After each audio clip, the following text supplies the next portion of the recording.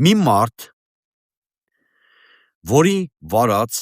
ապաշնոր քաղաքականության պատճառով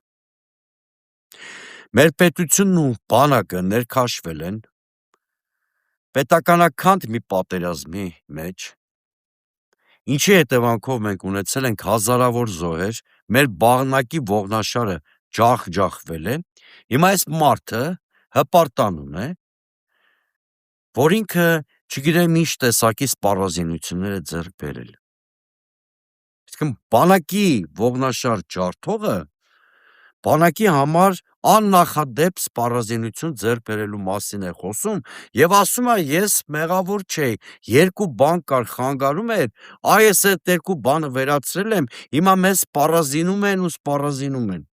Առաջինը նա բաց տեքստով հերթական անգամ խոստովանում է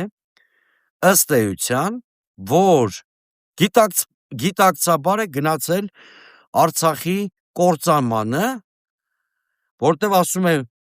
մեր գործընկերները իբր վստահ չէին, որ այդ զենքը որ մեզ տրվելիք զենքը չի հայտնվելու Արցախում, դրա մասին է ասում, դրա համար մեզ սպառազինություն չէին տալիս։ Հետո գլուխ է գովում, որ գնացել է պրա, ճանաչել է Արցախը Ադրբեջանի կազմում, փաստորեն նպաստել է կամ ուղիղ Արցախը փուրն է տվել, որից հետո սպառազինություն է ստացել։ Տրամաբանական հարց է առաջանում, եթե մեր ազգային պետական բոլոր կարմիր գծերը պիտի տրորենք, ինչներիս է պետք այդ սպառազինությունը։